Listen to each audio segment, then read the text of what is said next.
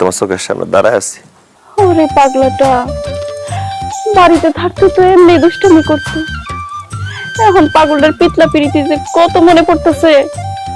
যাও যাও, বিদেশে যাও, কাজ করতে দাও। বিশ্বাস না হয় শুয়ে দেখো।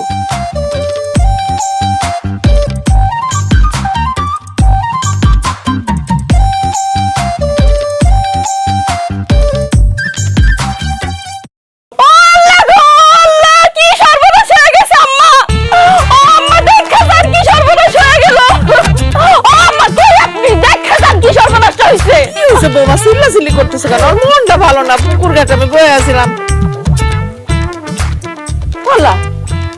এই বেটা কেডা? আমার হানিফের মতো দেখতে।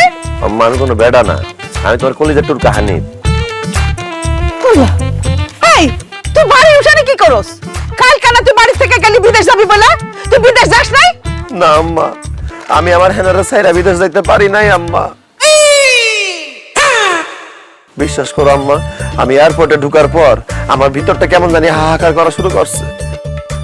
আমি যেই দিকেই যাইতেছি, যার দিকেই তাকাইতেছি, সবাই আমার হেনার মতো লাগতেছে। জানো আম্মা, ইমিগ্রেশন পুলিশ দুইটা বাইরে গিয়ে আমি কইছি হেনা কি করো, দিছে আমারে ধমক। এরপর আম্মা আমি যখন বিমানে গিয়ে বসছি, আমার কানে শুধু চিৎকার আসতেছে। সেই চিৎকার হচ্ছে হেনার চিৎকার, সেটা আমার কানে বাজতেছে। সে আমারে কইতাছে, ওগো তুমি বিদেশ যাও না, তুমি বিদেশ যাও না। আম্মা, এরপর আমি আর বিদেশ যাইতে পারি নাই।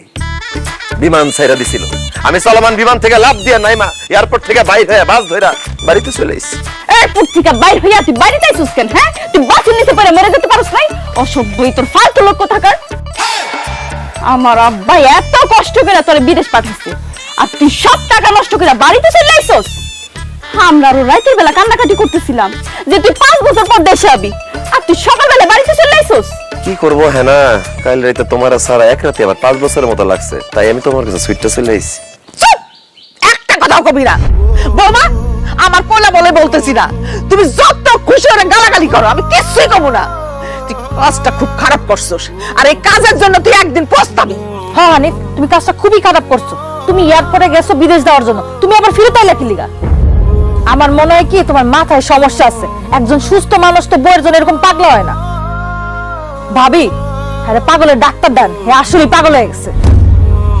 সত্যি হানিফ, তুমি কাজটা ঠিক করো নাই। এই যে তোমার বয়স্ক শ্বশুরটা কত কষ্ট করে টাকা পয়সা জোগাড় করে তোমারে বিদেশ পাঠাইলো। বুঝলাম বিদেশের বাড়ি তোমার ভাল লাগবে না, কিন্তু বয়স্ক শ্বশুরটার কথা চিন্তা করতা, কয়দিন থাইকা টাকা পয়সা আনতা।